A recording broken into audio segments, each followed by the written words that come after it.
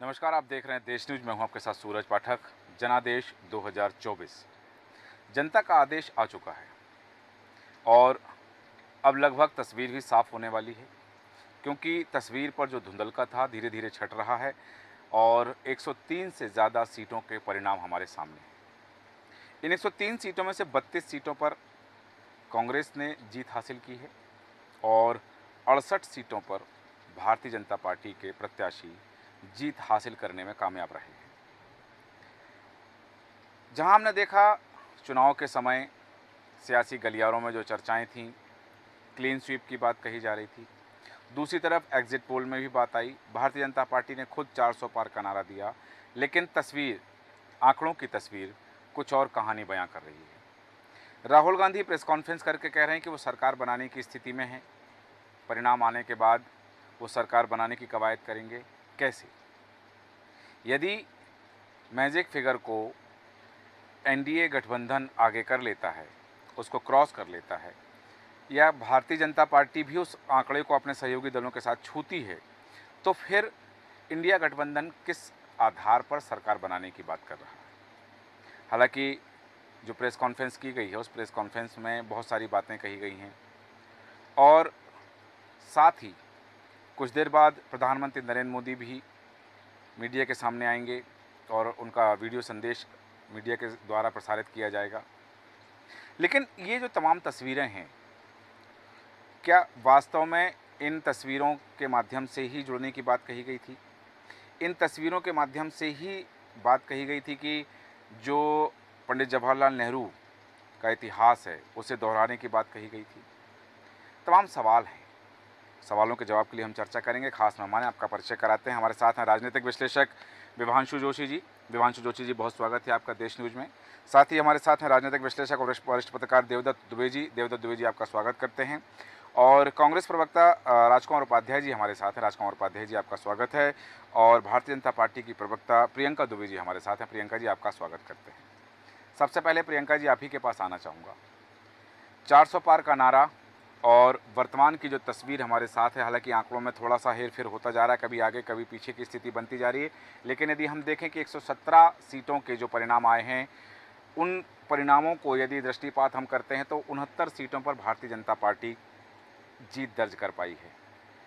400 पार का नारा अभी हम नहीं कह सकते हैं कि वो केवल एक शिगूफा था या केवल एक जुमला था या कार्यकर्ताओं में जोश फूंकने के लिए था या फिर मतदाताओं को अपनी ओर आकर्षित करने के लिए था, लेकिन वर्तमान आंकड़े देखते हुए क्या आप सरकार बनाने की स्थिति में हैं? अगर अभी का भी आंकड़ा अगर फाइनलाइज हो जाता है तो 270 अबाउट तो वैसे भी है। तो सरकार बनाने की अगर बात की जाती है तो मोर देन सफिशिएंट वैसे भी आंकड़ा आ चुका है, इसकी कोई बहुत बड़ी बात नहीं है। परंतु जैसा कि चर्चा की गई कि हम लोगों का 400 पार का नारा, तो पिछली बार अगर हम बात करते हैं हाँ। तो 303 भाजपा थी और अगर हमारा गठबंधन की बात करें तो 353 अराउंड, उससे ज्यादा हम नेचुरली जब आप किसी एक स्टैंडर्ड पे बिलोंग कर रहे हैं तो आप जब एग्जाम्स की तैयारी करते हैं तो उससे हायर स्टैंडर्ड ही सेट करते हैं, उससे लोअर स्टैंडर्ड कोई भी सेट करके प्रिपरेशन नहीं करता है। ये एक बेसिक रूल है कि अगर आपके रिजल्ट अगर 70% रिजल्ट आया तो आप कोशिश करेंगे नेक्स्ट टाइम आपको 75 या 80 अबव आप गेन करें, मोर देन जो करंट रिजल्ट है उससे ज्यादा ही आए। क्या तो अब की बार हम लोगों ने प्रियंका जी, वास्तव में तैयारी 400 पार की थी क्या? वास्तव में तैयारी 400 पार के लिए ही थी?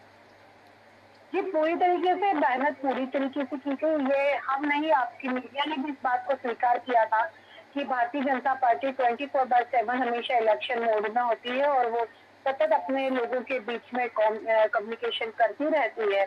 अलग अलग अभियानों के माध्यम से हम जनता के बीच में उपस्थित रहते हैं। हमारे जितने भी जो प्रतिनिधि हैं और उनके साथ के लोग, अगर हम कहें जो हमारा कार्यकर्ता है, उसका बूथ स्तर का हो, चाहे वो पन्ना स्तर, पन्ना समिति प्रमुख हो, चाहे त्रिवेद के रूप में संरचना की गई है, जो सतत अपने प्रयासों के माध्यम से जनता के बीच में उपस्थित रहता है और अपना 100% देने के प्रयास करता है। इसलिए ही उन्हें हम लोग कार्यकर्ता कहते हैं, जिनकी मदद से, जिनकी लगन के कारण आज ये पार्टी तो 2 लोगों से आज सबसे बड़ी लोकतांत्रिक पार्टी बन के ऊपर पाई, तो वो कार्यकर्ताओं की ही मेहनत।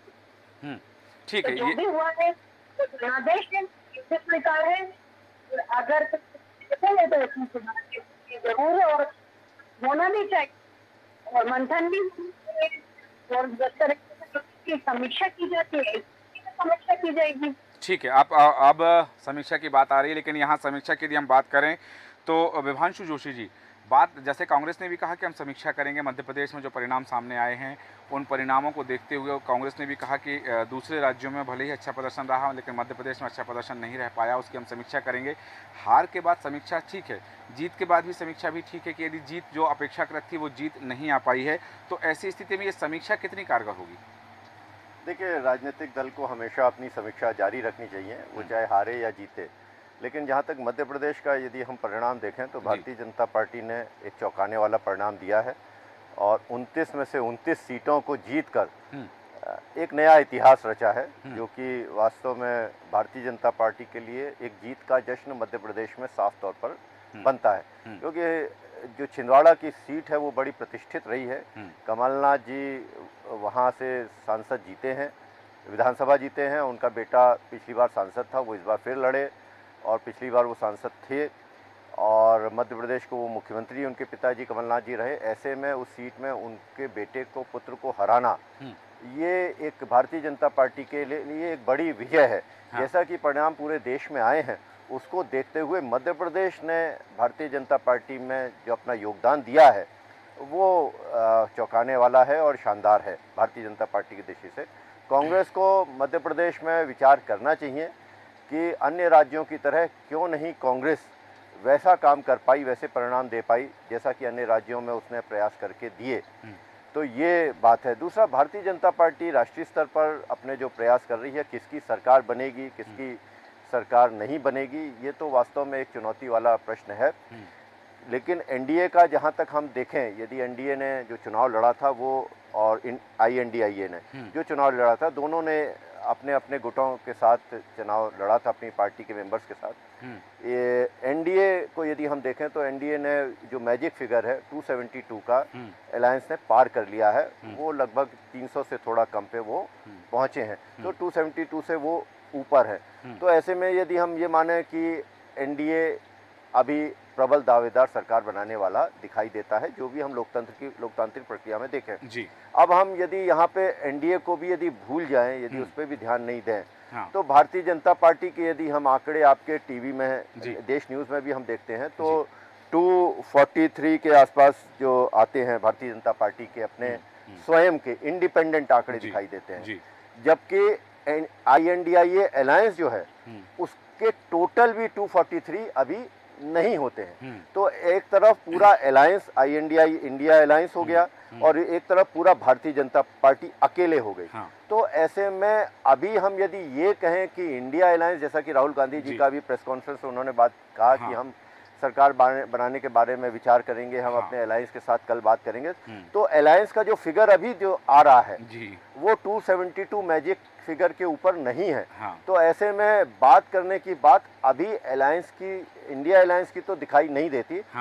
यदि एनडीए ये कहता है कि हम अपने दलों से बातचीत करेंगे और किस तरीके के परिणाम सामने आते हैं, देखिए वहाँ पर एनडीए जो लड़ा था, जो कि हमें मीडिया की रिपोर्ट से लगातार सामने आता है, वो नरेंद्र मोदी जी को एकमात्र नेता मानकर उन्होंने चुनाव लड़ा था।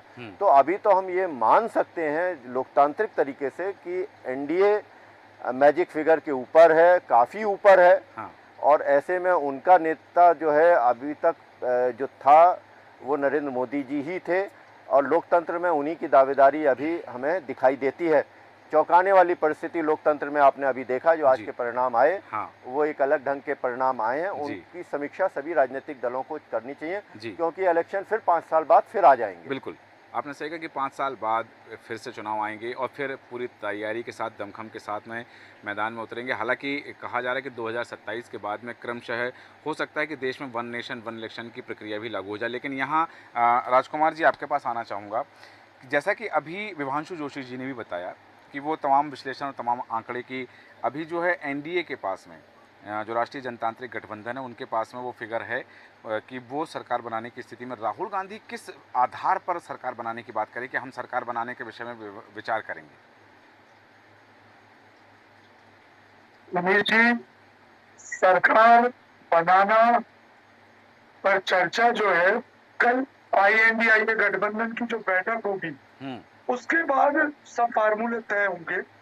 आज राहुल गांधी जी ने, खड़गे जी ने, आदरणीय सोनिया जी ने, सभी ने आज वहाँ प्रेस कॉन्फ्रेंस कांग्रेस मुख्यालय में जो करी है उसमें उन्होंने धन्यवाद दिया है देश की जनता को। और ये लगातार वो कहते आए हैं कि यह लड़ाई अकेली किसी पार्टी से नहीं थी उनकी, देश के संविधान को लेकर थी, देश में जिस प्रकार के हालात पैदा हो रहे हैं उसको लेकर थी। और मैं तो व्यक्तिगत मैं जो मानता हूँ कि INDIA गठबंधन तो इंडिया गठबंधन के नाम से शुरू दिन से जब से बना था सभी को सम्मान देकर साथ लेकर चल रहा था। परंतु भारतीय जनता पार्टी का जो विपक्षी दल है NDA, आज दोपहर बाद NDA दिखने लगा है। नहीं तो पहले तो सिर्फ मोदी सरकार, भाजपा सरकार, अब की बार 400 पार, यही सुनते थे।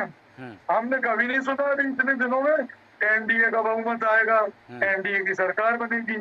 परंतु जैसे ही जोर का झटका जनता ने धीरे धीरे करके 1 चरण 2 चरण से 7वें चरण तक दिया, तो लगातार पायदान से वो गिरते हुए 300 के आंकड़े के नीचे पहुंच गए। जब 300 के आंकड़े पर पहुंचे, 3 सैकड़ा के, तो निश्चित रूप से उनको गठबंधन धर्म याद आने लगा। तो गठबंधन धर्म समय काल परिस्थिति से कभी नहीं होता मनीष जी। कभी भी गठबंधन धर्म के लिए समान भाव से सम्मान देना होता है। साथी पार्टी के नेतृत्वकर्ताओं को उनकी बातें सुननी पड़ती है, उनके साथ बात करने के लिए गठबंधन धर्म को पालन करना पड़ता है। घोषणा पत्र से लेके टिकट वितरण, सीट के बंटवारे से लेकर सम्मेलन और सभाओं से राजकुमार जी, लेकर मेरे एक छोटी सी जिज्ञासा है, 7 चरणों में यात्रा करने एक छोटी सी जिज्ञासा है। आपने कहा कि गठबंधन धर्म का पालन करना पड़ता है, चाहे वो घोषणा पत्र को लेकर के हो, टिकट बंटवारे को लेकर हो। तो आपके साथ में, कांग्रेस के साथ में जितने दल थे, बड़े दल यदि जिनकी बात करें, तो उन्होंने अपने अपने घोषणा पत्र जारी किए, उनको कांग्रेस के घोषणा पत्र पर भरोसा ही नहीं था। प्रादेशिक हिसाब से उन्होंने अपने जहाँ जहाँ उनकी परिस्थितियां थी कि किस राज्य की क्या थी, परंतु देश का जो न्याय पत्र संकल्प पत्र था, 5 गारंटी 25 जो संकल्प थे, 5 न्याय और 25 गारंटी। INDIA गठबंधन एक साथ था, एक मत था। और आज भी आप देखेंगे कि लगातार कल सब बैठेंगे और इसके पहले भी 7 चरणों के चुनाव के बाद भी गठबंधन के नेताओं ने, INDIA के पूरे नेताओं ने बैठकर बैठक करी जी। तो आप देखते जाइए कल के बाद और क्या होता है। आपका एक वक्तव्य बहुत अच्छा लगा, आपने कहा कि INDIA गठबंधन, क्योंकि हमने देखा है कि कांग्रेस के नेता या फिर आम आदमी पार्टी के नेता हैं या सपा के नेता हैं, वो इंडिया गठबंधन कहते हैं। आपने बहुत स्पष्ट किया कि ये INDI गठबंधन है और इसके लिए आपको साधुवाद देते हैं। वापस आऊँगा आपके पास, देवदत्त दुबे जी आपके पास आना चाहूँगा। बात वही मध्य प्रदेश की, यदि जैसा कि विभांशु जोशी जी ने भी अपने वक्तव्य में जिक्र किया छिंदवाड़ा सीट की, अब कमलनाथ की और नकुलनाथ की का जो राजनीतिक भविष्य है वो क्या होगा, इसकी संभावना पर मैं आपसे टिप्पणी चाहता हूं। साथ में वर्तमान में जो तमाम आंकड़े आ रहे हैं बीजेपी के, इंडिया के, NDA के, कांग्रेस के, इन आंकड़ों पर आपका विश्लेषण।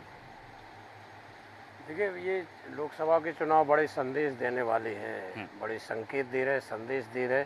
राजनीतिक दलों को, नेताओं को कोई भी इस भ्रम में ना रहे कि हम लगातार ही जीतेंगे, किसी भी परिस्थिति में जीतेंगे, कैसे भी कुछ करके जीतेंगे। कुछ ऐसे लोग हार रहे हैं और किसी एक हार जीत से किसी का राजनीतिक भविष्य नहीं होता। राहुल गांधी जब अमेठी से हारे थे तब लोगों ने बहुत प्रतिक्रिया, आज वो वायनाड और रायबरेली दोनों से जीत गए। तो ये राजनीति में उतार चढ़ाव चलते रहते हैं। लेकिन मध्य प्रदेश में एक तरफ से कांग्रेस में जो छत्रपों नेताओं का एक साम्राज्य था वो मुझे टूटता नज़र आ रहा। दिग्विजय सिंह भी हार गए, कमलनाथ के बेटे भी हार गए, इसके पहले पचौरी भाजपा में चले गए। अब कांग्रेस में एक नई पीढ़ी का उदय की प्रस्तावना लिखी गई इस चुनाव में। और जिस तरह से कमलनाथ ने प्रचार किया, अपने अंतिम चुनाव पूरी जवानी खपाने का सब तर्क दिए, दिग्विजय सिंह ने भी अंतिम चुनाव पूरा जीवन खपाने की बात, उसके बावजूद भी यदि इनको सफलता नहीं मिली तो ये भाजपा की बहुत बड़ी जीत है। बहुत ज़्यादा फोकस भाजपा ने छिंदवाड़ा सीट पे किया हुआ था, क्योंकि 28 सीटें वो 2019 में जीत गए थे, तब छिंदवाड़ा उनके लिए रह गई थी, एक वो कसक थी, और तभी से भाजपा ने प्रयास किए और अमित शाह ने फोकस बनाया तो जीत रहे भाजपा। यही भाजपा की शून्य से शिखर पर पहुंचने की कहानी है कि वो पूरे 24 घंटे 365 दिन चुनावी मोड में रहती है और जीत के प्रति उनकी जो एक तरह से प्रयास है उसमें कभी कमी नहीं आने देती। आप देखें कि 400 पार का नारा दिया पार्टी ने, जबकि 10 साल की एंटी इनकम्बेंसी थी, माहौल उसका बनना था, लेकिन उन्होंने 400 पार में वो एंटी इनकम्बेंसी को कहीं जगह नहीं दी और आखिर में 300 के करीब वो पहुंच रहे हैं। यदि ऐसा बड़ा टारगेट लेके इतना अच्छा माहौल नहीं बनाते तो हो सकता है कि वो 200 के आसपास रह जाते। बिल्कुल, ये भाजपा की कौशल है, रणनीति है, और जिसमें कमलनाथ भी हार गए, दिग्विजय सिंह भी हार गए, और मध्य प्रदेश तो पहली बार ऐसा हुआ कि सभी 29 सीटों पर 40 साल बाद जीत हासिल की है। ये पार्टी के लिए वाकई में बहुत बड़ी उपलब्धि है। जो वो कह रहे थे अब की बार 29 पार, वो हो गए। तो मिले जुले परिणाम दोनों दलों के लिए है। भाजपा 400 पार उधर नहीं कर पाई, इधर 29 पार हो गई। कांग्रेस इधर हार गई, लेकिन देश में वो 100 के करीब पहुंच रही है 10 साल बाद। तो सबके लिए कहीं खुशी कहीं गम का माहौल है, और यही राजनीति है। चलिए, बिल्कुल आपने सही कहा कि ये जो संदेश देने वाला परिणाम भी है कि ये जहाँ एक संदेश दे रहा है वहीं सीख दे रहा है, और सभी को इससे कुछ ना कुछ सीखना चाहिए। हमारी चर्चा निरंतर जारी रहेगी। हम रुख करते हैं न्यूज़ रूम का कि इस समय न्यूज़ रूम में क्या स्थिति है। हमारी सहयोगी ऋषिका उपस्थित है वहाँ पर, और साथ में है हमारे एडिटर इन चीफ जय श्रीवास्तव जी की क्या कुछ स्थिति है, क्या स्थितियाँ चल रही हैं, और क्या आकलन और क्या विश्लेषण सामने आ रहा है। ऋषिका। बिल्कुल ठीक कह रहे हैं सूरज जी, जो रुझान बता रहे हैं, क्योंकि हम लगातार ये बता रहे हैं चर्चाओं में कि हमने डिस्कस किया कि एनडीए को यहाँ पर बहुमत मिलती नजर आ रही है, लेकिन हमारा न्यूज रूम क्या कहता है। सबसे पहले हम हमारे एडिटर इन चीफ जय श्रीवास्तव जी के कैबिन में यहाँ पर मैं मौजूद हूँ। आइए उनसे सबसे पहले जानते हैं कि उनका क्या कुछ कहना है रुझानों पर। सर, जो रुझान कह रहे हैं, हम रुझानों में लगातार स्क्रीन पर भी दिखा रहे हैं, एनडीए को यहाँ पर बढ़त मिलती नजर आ रही है। आपको क्या लग रहा है सरकार में आने के बाद भी, और पहले जो अनुमान लगाया जा रहा है वो भी? देखिए, एनडीए के सरकार बन रही है, इसमें तो कोई संशय नहीं है, लेकिन मैं कुछ चीजों पर नजर दौड़ाना चाहूंगा। जैसे कि यूपी में ये संभावनाएं कम थे कि जिस प्रकार के जो है समाजवादी पार्टी और कांग्रेस को सफलता मिली है।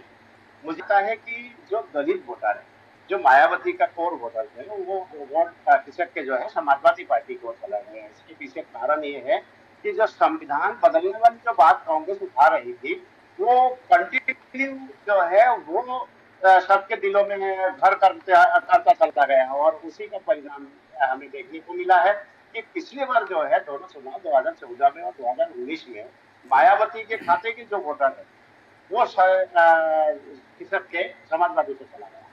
दूसरा ये है कि जो आपके बिहार है, बिहार में भी जो है जो पलटू राम के रूप में प्रसिद्ध था, उनको ज्यादा सीटें देकर उनको ज्यादा सीटें मिल गई है। निश्चित रूप से जो है यदि इंतजार करते हो, और वहाँ अगर भारतीय जनता पार्टी सबको इंडिविजुअल लड़ने के लिए छोड़ देते और खुद भी यदि इंडिविजुअल लड़ते तो शायद ज्यादा परिणाम बेहतर इससे आता वहाँ। तीसरा और जो मेन ये है कि जैसे अभी राजस्थान में जो है पिछले बार 25 की 25 सीटें भारतीय जनता पार्टी जीती थी, उसके बाद इस बार 11 सीटें चले जाना, इसका मतलब ये है कि जो सिंधिया वहां पर वसुंधरा राजे सिंधिया है, उनको जो बिल्कुल इग्नोर किया, उसका ये परिणाम आया है कि जो सिंधिया अभी मुख्यमंत्री नहीं है, आप एकदम से उठा के कार्यकर्ता जो 3 महीने पहले सरपंच का चुनाव जो हार जाता है, उसको आप वहां पर मुख्यमंत्री बनाते हो। तो कई बार क्या होता है कि जैसे मैं एक उदाहरण देना चाहूंगा कि मैं काम कर रहा हूँ, तो मेरे अंडर में कोई काम करने वाला व्यक्ति है, वो भी बहुत छोटे पद पे काम करने वाला व्यक्ति है, भविष्य में जाके यदि मुझे उसके अंडर में काम करना पड़े तो निश्चित रूप से जो है मुझे अच्छा नहीं लगेगा। तो यही जो है राजस्थान में हुआ है कि जो वहां पर मुख्यमंत्री है, उनसे बेहतर बहुत सारे लोग थे जो काफी बुजुर्ग भी थे, काफी अनुभवी थे, इनसे भजन लाल जी से बहुत बेहतर थे, लेकिन बावजूद इसके जब उनको मुख्यमंत्री बनाया तो परिणाम ही आया। इससे इसके अलावा एक और राज्य के बारे में मैं बताना चाहूंगा जिस कारण से भारतीय जनता पार्टी को हार तो नहीं हुई है लेकिन सीटें कम आई है, वो ये है महाराष्ट्र। महाराष्ट्र में जिस प्रकार से जो है दिग्विपति है, एक तरफ से जैसे शिवसेना है, शिवसेना और एनसीपी दोनों में विभाजन हुआ। दोनों का जो ओरिजिनल शिवसेना है और एनसीपी है उसको हटा के आपने जो उनसे टूट के जो आपने भारतीय जनता पार्टी से अलायंस किया है उनको सिंबल मिल गया, लेकिन जनता सिंबल पे जाने के बजाय वहां उनके जो ओरिजिनल पार्टी है उनके साथ जाना पसंद किया। तो वहां भी जो है भारतीय जनता पार्टी को यदि इंडिविजुअल चुनाव लड़ते तो इससे ज्यादा सीटें वहां पर महाराष्ट्र में संभावना थी वहां। इसके अलावा हरियाणा में हाल ही में जो खट्टर सरकार है उनको आपने इस्तीफा दिला के दूसरा वहां पर मुख्यमंत्री नियुक्त किया है। ये भी हरियाणा के लिए जो है घातक रहा। वहां के जनता, वहां के जो अलायंस है, अलायंस आपसे फिटक गया, उसके बाद आपका परिणाम जो है आपका खिलाफ गया। मुझे ऐसा लगा है कि एनडीए को सरकार बनाने में कोई परेशानी तो नहीं है, लेकिन निश्चित रूप से जो उम्मीद थी, जैसे मीडिया में भी जिस प्रकार से जो है एग्जिट पोल दिखा रहे थे वो सफल नहीं हुए, और बल्कि ये हुआ कि इंडिविजुअल जो भारतीय जनता पार्टी को बहुमत मिलना चाहिए था 272 का जो जादुई आंकड़ा है उस आंकड़े तक ना पहुंच पाना, ये निश्चित रूप से भारतीय जनता पार्टी के लिए और मोदी के लिए चिंता का विषय बना हुआ है। लेकिन मैं जो कहना ये चाहूंगा कि इन सब के अलावा हमें ये लग रहा है कि समाजवादी पार्टी, कांग्रेस, इन्होंने बहुत परफॉर्मेंस अच्छा परफॉर्मेंस दिया है, इसको बरकरार रखना चाहिए। इस ताकत को शुरू बिल्कुल, जिस तरह से बात सामने आ रही है कि ये तमाम परिणामों की बात हो रही है और ये जो परिणाम जैसा कि उन्होंने भी उल्लेख किया, ऐसा लग रहा है जी। कि विपक्ष को जो है यहाँ वैधानिक रूप से एक पद जो है प्रतिपक्ष के नेता की भूमिका में हमें वहाँ देखने को मिलेगा। पिछली बार तो मेहरबानी के रूप में जो है प्रतिपक्ष के नेता वहाँ पर थे हाउस में, इस बार संवैधानिक रूप से जो है वहाँ पर हाउस में हमें प्रतिपक्ष देखने को मिलेगा। तो जब देश मजबूत होना है तो प्रतिपक्ष का निर्णय मजबूत होना जरूरी है। तो ये जो परिणाम आया है ये देश हित में ये परिणाम अच्छा है। बिल्कुल ठीक कह रहे हैं। और कहीं ना कहीं जिस तरह से आपने यहाँ पर राज्यों के बारे में बताया है सर, लेकिन कहीं जिस तरह से आप बात कर रहे हैं, एनडीए की बात करें या फिर इंडिया की बात करें, अब जो बीजेपी ने पहले रणनीति बनाई थी कि अगर 400 पार होगा, बिल्कुल जिस तरह से हम भी चर्चा कर रहे हैं, हम जानना भी चाह रहे हैं कि मध्य प्रदेश के परिदृश्य में क्या अभिमत है एडिटर इन चीफ जय श्रीवास्तव जी का, मध्य प्रदेश के परिदृश्य में क्या कुछ कहना चाह रहे हैं? और यहाँ मध्य प्रदेश के परिदृश्य में भी क्या आपकी सोच है? मध्य प्रदेश में तो वो स्थिति है कि हम पटाखे भी नहीं फोड़ पा रहे हैं। देखिए कांग्रेस के कार्यालय कुछ ही दूरी पर है, लेकिन कांग्रेस के कार्यालय होने के बावजूद वहाँ पटाखे की आवाज ना आना, मतलब ये दिखाता है कि हमें खुशी तो है लेकिन आप उसे जाहिर नहीं कर सकते हो, क्योंकि 29 की 29 बात कर गए, हम 0 पे है। इवन छिंदवाड़ा भी हम हार गए। तो ऐसे स्थिति में कांग्रेस जो है कैसे उसको पटाखा फोड़ेंगे या खुशी जाहिर करेंगे। तो मुझे ऐसा लगता है कि कांग्रेस की स्थिति बिल्कुल दुविधाजनक है कि एक और देश है, अगर परिणाम देखा जाए तो वो जीत के खुशी मनाएंगे, और अगर मध्य प्रदेश के अगर परिणाम देखेंगे तो वो दुख जाहिर करेंगे कि हमें एक सीट तो मिल जाती है, जैसे पिछली बार एक सीट हमें मिल गई थी, इस बार कम से कम एक सीट मिल जाती कांग्रेस को। लेकिन अब मुझे ऐसा लग रहा है कि खुशी मनाने का अवसर देश के लिए है और दुख मनाने का अवसर जो है ये मध्य प्रदेश के लिए है। लेकिन मैं ऋषि का एक बात बताना चाहूंगा, जो कि आपने सवाल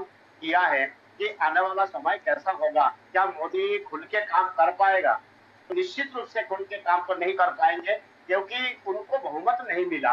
अब बहुमत नहीं मिला तो निश्चित रूप से उनको ये लगेगा कि जो उनका अलायंस है, जैसे आप मान के चले जेडीयू है या टीडीपी है, वो जिस पद पे अभी संतुष्ट हो जाते हैं, जैसे एग्जिट पोल में दिखा रहे थे 400 पार के आसपास, या मान के चले 350 वोट की सीट पे आ जाती, या भारतीय जनता पार्टी को अकेले जो है उसमें लार्जेस्ट पार्टी के रूप में और बहुमत के रूप में यहाँ पर हमें दिखाई देती, तो निश्चित रूप से जो है वो इस ब्लैकमेलिंग के शिकार नहीं होते। जो है अब जो कि जादुई आंकड़ा से ये कम है, इसीलिए उनको निश्चित रूप से ब्लैकमेलिंग का शिकार तो वो होंगे। हम भले ही इसको इस भाषा में ना बोले, लेकिन ये सच्चाई है कि नीतीश कुमार बहुत अच्छा जो है प्रेशर पॉलिटिक्स करने में माहिर है। इसी प्रकार चंद्रबाबू नायडू भी जो है कमजोर नहीं है। तो अब ये देखना पड़ेगा कि ये झेलने के आदि नहीं है। प्रेशर को झेलने वाले व्यक्ति नरेंद्र मोदी नहीं है, और ये दोनों प्रेशर में लाने वाले व्यक्ति है, चाहे वो टीडीपी का नेता हो या जेडीयू का नेता हो। तो प्रेशर में डालने वाले के साथ में फाइट होना है, प्रेशर में ना आने वाले व्यक्ति। तो अब ये देखना बहुत मजेदार होगा। 2, 4, 5, 10 दिन में हमारे सामने सारी चीजें सामने स्थिति बिल्कुल स्पष्ट होगी। तो मुझे ऐसा लग रहा है कि ये परिणाम बेहतर परिणाम है देश के लिए, और देश हित में जो परिणाम आया है, भले ही वो एनडीए सरकार बनाने में कामयाब रहेगी, लेकिन जो निर्णय होगा वो एक तरफा नहीं होगा। जी ऋषि, बिल्कुल सही कहा कि ये जो निर्णय है, निर्णय बिल्कुल एक तरफा होगा। ऋषि का मैं आपका धन्यवाद करना चाहूंगा, और धन्यवाद करना चाहूंगा अपने एडिटर इन चीफ जय श्रीवास्तव जी का भी, और जिस तरह से अभी उन्होंने अपना अभिमत जारी किया है। जब तक आप न्यूज़ रूम पहुंचे, हम अपने मेहमानों के साथ चर्चा करेंगे कि न्यूज़ रूम का भी जायजा लेंगे। एडिटर इन चीफ जय श्रीवास्तव जी का बहुत बहुत धन्यवाद। हमारे एडिटर इन चीफ, उन्होंने बताया कि कांग्रेस खुशी मनाने के लिए भी विवश है मध्य प्रदेश के परिदृश्य में देखें। और मैं आना चाहूँगा राजकुमार जी आपके पास में। जैसा कि ज्ञात है कि देश न्यूज़ का स्टूडियो कांग्रेस के प्रदेश मुख्यालय के से लगा हुआ है, तो हम पटाखों की आवाज़ नहीं सुन पा रहे हैं कि वहाँ पर इंडिया जो अलायंस है आपका, एनडीआई ये अलायंस जो है, वो वहाँ जीत यदि हो रही तो खुशी नहीं मना पा रहा है, क्योंकि मध्य प्रदेश की 29 सीटों पर कहीं ना कहीं हार का सामना करना पड़ रहा है आपको। तो ये जो स्थिति है, इसको कैसे प्रकट करेंगे आप राजकुमार जी?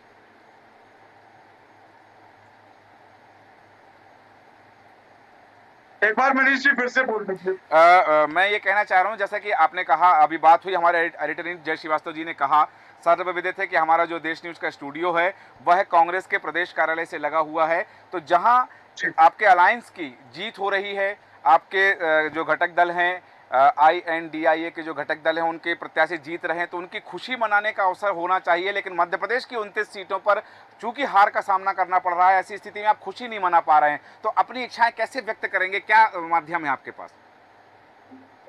देखिए, खुशी मनाना तो जनता ने खुशी का मौका दिया है। हाँ, मध्य प्रदेश में हम जो कांग्रेस संगठन, हमारा AICC अखिल भारतीय कांग्रेस कमेटी जिस तरीके से चाहता था कि जैसा प्रदर्शन होना चाहिए वो हम नहीं कर पाए, परंतु हम बहुत अच्छे से लड़ाई लड़ी, युवा नेतृत्व के कंधों पर लड़ी। परंतु हमारे आज भी कांग्रेस के कार्यकर्ता और संगठन के लोगों को विश्वास में फिर से रखकर, और जो इस विपरीत परिस्थिति में जो साथी इस समय हमारे साथ खड़े हैं, निश्चित रूप से प्रदेश कांग्रेस अध्यक्ष जीतू पटवारी जी और हमारे राष्ट्रीय नेतृत्व राहुल जी बार बार बोल रहे हैं। ठीक है, राजकुमार जी एक मेरे प्रश्न का जवाब दीजिए कि ये जो हार है, जीतू पटवारी की हार स्वीकार करेंगे इस बात को कि ये जो हार का है जिम्मेदारी जीतू पटवारी को देंगे आप, या फिर AICC की नीतियों को? कम शब्दों में जवाब दीजिएगा। देखिए, जीतू पटवारी जी ऐसा नेतृत्व, युवा नेतृत्व कि उन्होंने 4 बजे प्रेस कॉन्फ्रेंस करी थी, और जो प्रेस वार्ता करी है वो सारी मीडिया साथियों को पता है। तो वो किसी चीज को स्वीकारने में, हटने में आगे पीछे नहीं सोचते। वो बहुत खुली बात करते हैं, खुले तरीके से बातें रखते हैं, और बेबाक तरीके से संगठनिक क्षमताओं का उपयोग करते हैं। तो जीतू पटवारी जी के नेतृत्व में हम विश्वास करते हैं कि जिस विपरीत परिस्थितियों में कांग्रेस के प्रत्याशियों के साथ वो खड़े रहे, कार्यकर्ताओं के साथ खड़े रहे, तो निश्चित रूप से आगे के सालों में, अगले हम स्थानीय चुनावों में भारतीय जनता पार्टी के विरोध में सड़क से सदन तक, विधानसभा तक और लोकसभा तक, हम यहाँ से लेकर दिल्ली तक उनके साथ कांग्रेस का कार्यकर्ता बिल्कुल खड़ा रहेगा। चलिए ठीक है, आपका वापस आता हूँ। प्रियंका दुबे जी, जो बात अभी एडिटर इन चीफ जय श्रीवास्तव जी ने कही कि चूंकि आप यदि भारतीय जनता पार्टी उस मैजिक फिगर को क्रॉस नहीं करते, सहयोगी दलों के साथ यदि आप क्रॉस करते हैं, या भारतीय जनता पार्टी चूंकि दूसरे दलों के सहयोग से सरकार बनाती है, तो एक दबाव की राजनीति रहेगी ऐसी, क्योंकि भारतीय जनता पार्टी के द्वारा ही, प्रधानमंत्री नरेंद्र मोदी के द्वारा ही मतदाताओं से पूछा गया था कि आप तगड़ी सरकार चाहते हैं कि लंगड़ी सरकार चाहते हैं। ऐसी स्थिति में क्या वो निर्णय जो कहा गया था कि कुछ कड़े निर्णय लेने पड़ेंगे और उन कड़े निर्णयों के लिए देश तैयार रहे, विपक्ष तैयार रहे, क्या ऐसी स्थिति में अब भारतीय जनता पार्टी वो निर्णय ले पाएगी? देखिए, जो भी निर्णय है, पहले जब बहुमत में थे तब भी एनडीए के भी निर्णय हुआ करते थे। क्योंकि एनडीए को लेकर के चलना आज नहीं, हम माननीय जो हमारी जी की सरकार रही, तब भी हमने एनडीए के साथ में कार्य किया है और आगे चल पाए हैं। परंतु विचारणीय उनके लिए होना चाहिए जिनकी खुद की पार्टी वर्टिकली 61 टाइम्स डिवाइड होकर चली गई और आज जो घटक दल बन करके शामिल हुए हैं, उसमें 26 घटक दल तो कांग्रेस पार्टी के खुद के वर्टिकली डिवाइड होने के बाद जो अलग पार्टियां बनाई लोगों ने, वही उसमें शामिल हुए हैं। तो जिनके मनमुटाव पहले भी थे, आज सिर्फ किसी विशेष प्रयोजन को देखते हुए जो इकट्ठे हो पाए हैं और जिनकी पहले ही विचारधारा एक नहीं हो पाई है और वो पहले भी अपने आपस में, अगर हम कहें विधानसभा में भी आपने देखे होंगे कि अखिलेश जी की बयानबाजियां किस प्रकार की थी और कमलनाथ जी के स्टेटमेंट किस प्रकार के समाजवादी पार्टी को लेकर के आए थे। तो ऐसी स्थिति में और जिन बातों को ये लोग लेके चलते हैं, अगर महिला सुरक्षा की बात अगर ये लोग बार बार विषय उठाते हैं जी, तो स्वाति मालीवाल जी लेकर आम आदमी पार्टी का जो उदाहरण है वो सामने है। आज दिल्ली में 7 की 7 सीटें जो है वो भारतीय जनता पार्टी के खेमे में आ चुकी हैं। राधिका खेड़ा ने जिस तरीके से मंच के ऊपर होती हुई नजर आई और कांग्रेस का चलती नजर आई, वो भी लोगों ने देखा है। इससे पहले प्रियंका चतुर्वेदी जी ने भी इसी प्रकार से कांग्रेस के ऊपर आरोप लगा करके कांग्रेस को छोड़ा था। ये भी सबने देखा, शिवसेना में वो जाकर के ज्वाइन करती है, वहीं से शिवसेना जाकर के कांग्रेस में पूरा विलय हो जाती है। ठीक है। तो अब विषय ये है कि जो इन्होंने मुद्दे जनता के सामने रखे, कथनी करने में जो भेद इनके गठबंधन का नजर आता है, उस गठबंधन को ये लोग लेकर के अगर सरकार बनाने का दावा करते हैं तो बड़ा ही हास्यास्पद भी और आश्चर्यजनक भी है कि उस गठबंधन को जो पहले बनने से पहले ही बिखर रहा था, अब ये जो कहते हैं ना कि कहीं की तो कहीं का रोड़ा, और भानुमति ने जो पुनवा जोड़ा है वो पुनवा चलेगा कैसे, ये तो मेरे लिए भी बड़ा ही मतलब कह सकते हैं कि शोध का विषय हो सकता है और कुछ नहीं। परंतु हमें पूरा विश्वास है कि हम लोग अभी मैंडेट से बहुत ज्यादा दूर है नहीं और निश्चित तौर पे हमारी गवर्नमेंट बनेगी और वो एक स्थायी सरकार के तौर पे कार्य करेगी और जो निर्णय और जो हमको करना है वो तो निश्चित तौर पे होंगे और इसके लिए हम प्रयासरत हैं क्योंकि हम वचनबद्ध हैं। पहले भी हमने जो वचन दिए थे वो पूरे किए हैं, आगे भी हम अपनी जो गारंटीज हैं उन्हें निश्चित तौर पर पूरे। वापस आता हूँ आपके पास में विभांशु जोशी जी, आपसे कम शब्दों में प्रतिक्रिया चाहूंगा कि जो बात कही जा रही गठबंधन को लेकर के, एक तरफ जहां प्रियंका दुबे जी कह रही हैं कि जिनको इन्होंने छोड़ दिया था वो साथ लेकर के दोबारा चल रहे हैं, कैसे गठबंधन को लेकर के ये आगे का सफर तय करेंगे। दूसरी तरफ जो बात है कि यदि एनडीए के गठबंधन जो घटक दल हैं उनके साथ सरकार बनाने की बात कही जाती है तो क्या दबाव की राजनीति में वो सरकार स्थिर सरकार हो पाएगी? बिल्कुल, ये संभव हो सकता है। लोकतंत्र में आप देखिए 1984 से यदि भारत की राजनीति को आप देखें लोकसभा की जी, तो क्लीन मेजॉरिटी सिर्फ 2014 और 19 में ही आई है। उसके पहले आप देखिए 2004 में जो कांग्रेस ने सरकार बनाई थी वो कांग्रेस के पास 145 सीटें थी सिर्फ। 2009 में जब मनमोहन सिंह जी की सरकार बनी थी तब भी 206 ही सीटें थी। अभी जो हम क्लीन मेजॉरिटी जितनी देख रहे हैं भारतीय जनता पार्टी की वो 241 आपके चैनल पर दिखाई जा रही है जो कि 206 से ज़्यादा ही है। तो ऐसे में लोकतंत्र में परिस्थितिजन्य फैसले किए जाते हैं और सबको सामूहिक रूप से लेकर ही निर्णय किए जाते हैं। देखिए, जब हम एनडीए की बात करते हैं तो एनडीए आज का नहीं है। 1998 में अटल बिहारी वाजपेयी जो भारत के प्रधानमंत्री भी रहे, भारत रत्न भी उन्हें मिला, उनके द्वारा एनडीए का गठन हुआ था। एनडीए का तब से अस्तित्व चला आ रहा है और बीच में किसी की ने बात रखी थी कि अब मोदी जी एनडीए की बात कर रहे हैं। बिल्कुल नहीं। देखिए, मैं थोड़ा सा राजनीतिक परिदृश्य में बात करना चाहता हूँ कि आठवाले जी एकमात्र सांसद थे एनडीए में जिनको मंत्रिमंडल में बाकायदा लिया गया था। अन्य राजनीतिक एक अपना दल की वहाँ से उत्तर प्रदेश से थी, उनको भी मंत्रिमंडल में लिया गया था। तो अनुप्रिया पटेल जी को भी बीच में मंत्रिमंडल में लिया गया था। तो ऐसा नहीं, एनडीए बीजेपी एनडीए को साथ में लेकर चल रही। और 400 पार को लेकर मैंने एक दो इंटरव्यू भारत के प्रधानमंत्री श्री मोदी जी के सुने हैं। उन्होंने 400 पार में एनडीए को लेकर ही 400 पार की बात करी थी। उन्होंने कभी ये नहीं कहा कि बीजेपी अपनी ऐसी थंब मेजॉरिटी के साथ आ रही है कि 400 पार। 370 की बात कही। उन्होंने एनडीए को लेकर ही 400 पार की बात करी थी। देखिए आदरणीय जय श्रीवास्तव जी ने बड़ी अच्छी बात करी हाँ। कि कांग्रेस जी, आ डबल रहा हूं फिगर आपके में पास। आई है पिछले चुनाव से, हाँ लेकिन अभी भी इस बात का हमें ध्यान रखना चाहिए कि अभी कांग्रेस सेंचुरी भी नहीं मार पाई है। और जो अभी मेजॉरिटी के साथ जो सबसे ज़्यादा मैंडेट के साथ जो पार्टी आई है उसने डबल सेंचुरी मार ली है, वो 241 पर पहुंच चुकी है। तो जो राजनीतिक दल 100 तक अभी नहीं पहुंचा है, हाँ। यदि उसके नेता श्री राहुल गांधी जी ये बयान देते हैं हाँ। कि संविधान बचाने की जो हमारी मांग थी उसके समर्थन में मैंडेट है, हाँ। तो बिल्कुल गलत है। मैं इसको लोकतंत्र के तौर पर नहीं स्वीकार करूंगा जी। क्योंकि अभी भी सबसे बड़े राजनीतिक दल के तौर पर 2024 के लोकसभा चुनाव में भारतीय जनता पार्टी ही जीत कर आई है। तो ये कहना कि भारतीय जनता पार्टी के खिलाफ मैंडेट है, ये बिल्कुल अभी कहा नहीं जा सकता, क्योंकि सबसे बड़ा राजनीतिक दल भारतीय जनता पार्टी ही है। बल्कि कांग्रेस को ये कहना चाहिए कि हम जीते हैं, लेकिन कांग्रेस ये दावा नहीं कर सकती कि 2024 के चुनाव में क्लीन मैंडेट उसको मिला है। सही कहा आपने कि ये स्पष्ट बहुमत की बात तो नहीं है कि क्लीन मैंडेट मिला हो। हालांकि चूंकि समय की सीमा है, राजकुमार जी कुछ कहना चाह रहे, बाद में आऊँगा आपके पास। मैं अभी देवदत्त दुबे जी आपके पास आना चाहूँगा कि इस तमाम परिचर्चा पर आपकी टिप्पणी, और साथ में मैंडेट की बात है, क्लीन मैंडेट की बात है, और ये तमाम जो आरोप प्रत्यारोप की बात अभी भी जारी है, ये क्या इस पर अंकुश लग पाएगा अब? देखिए, जिस तरह का जनादेश मिला है कि तुम्हारी भी जय जय हमारी भी जय, क्या बात है, तो उनको भी मिल गया बहुमत सरकार बनाने के लिए। हाँ। और इनको थोड़ी मजबूती मिल गई। हाँ। इसलिए आप देखो कि पक्ष विपक्ष दोनों खुश हैं, दोनों पत्रकार वार्ताएं कर रहे हैं। हाँ। और आरोप प्रत्यारोप चलते रहेंगे जी। क्योंकि सबको अपनी अपनी वो सीमाएं भी पता थी। हाँ। भाजपा 400 पार का नारा दे रही थी, तो वो समझ रही थी कि एंटी इनकम्बेंसी इसलिए बढ़ा के देना है जिससे बहुमत की सीटें आ जाए। और कांग्रेस जो सरकार बनाने का दावा कर रही थी, उसको अब विपक्ष में मजबूत नेता बनने का मौका लोकसभा में मिल गया।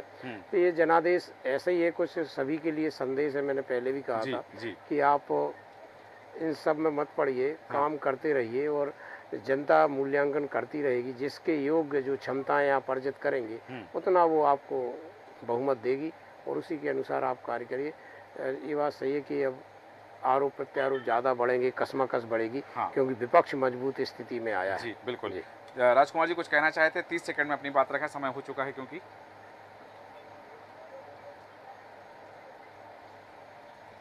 ने जो आदरणीय मोदी जी हैं उनके खिलाफ मत दिया है, तो मोदी जी और भाजपा सरकार को तो तत्काल नैतिकता पर इस्तीफा दे देना चाहिए कि हम बहुमत में नहीं आ पाए। नहीं, वो तो देंगे 10 साल के बाद भी नहीं, वो तो देंगे ही। बहुमत नहीं मिला है। अगली सरकार बनाने से पहले वर्तमान सरकार को इस्तीफा देना पड़ता है। वो तो संवैधानिक प्रक्रिया है कि वो राज्यपाल के पास इस्तीफा देने ही जाएंगे और उसके बाद सरकार बनाने का दावा पेश करेंगे। और हम तो कहते हैं न्याय संगत अगर वो नीतिगत बात है तो उन्हें बहुमत नहीं मिला है और देश ने जनमत भारतीय जनता पार्टी और विपक्षी दलों के खिलाफ दिया है। और जहां तक गठबंधन की बात है, विपक्षी दलों के खिलाफ दिया है। बोलना चाहता हूँ, एनडीए कभी नहीं सुनाई देता था। जनता ने आपका शब्द है राजकुमार जी, आपके शब्द हैं अभी आपने कहा कि जनता ने विपक्षी गठबंधनों के खिलाफ फैसला दिया है। आपके खिलाफ फैसला है क्या ये? मैंने बोला हमारे विपक्षी। अच्छा, आपके विपक्षी। हाँ। जी, मैं तो पक्षधर भी हूँ ना। जी। हमारे विपक्षी दलों के खिलाफ जी ये निर्णय जनमत आया है। चलिए, और जहाँ तक गठबंधन की बात है तो INDIA का गठबंधन मजबूत है। और कल की बैठक के बाद आपको बहुत ज्यादा मजबूती से सामने दिखाई देगा। चलिए, कल बैठक होने वाली है, उसमें ज़्यादा मजबूती से यह जो गठबंधन है INDIA ये अपनी मजबूती पेश करने वाला है और देखेंगे कि अब सरकार बनाने का दावा कौन पेश करेगा। लेकिन जो बात अभी भी कही जा रही है कि जिनके पास ज़्यादा सांसद हैं वो पहले दावा पेश करेंगे। अब यहाँ कुछ देर बाद प्रधानमंत्री नरेंद्र मोदी भी देश की जनता को संबोधित करने वाले हैं, वो क्या कुछ कहने वाले हैं वो भी हम सुनेंगे। हालांकि बिंदु और हैं जिन पर हम चर्चा कर सकते हैं, पर समय अनुमति नहीं देता, इसलिए चर्चा को विराम देंगे। प्रियंका दुबे जी, राजकुमार उपाध्याय जी, विभांशु जोशी जी, देवदत्त दुबे जी, आप सभी का बहुत बहुत धन्यवाद चर्चा में शामिल होने के लिए। बात हो रही है जनादेश 2024। जनता ने बहुत सूझबूझ से काम लिया है।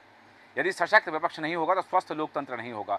सरकार की खामियां गिनाने के लिए भी तो मजबूती चाहिए। तो जनता ने जो निर्णय दिया है वो सोच समझ के दिया है, देश के भविष्य को देखते हुए दिया है, इसलिए ये जनादेश है और जनादेश को सभी स्वीकार कर रहे हैं।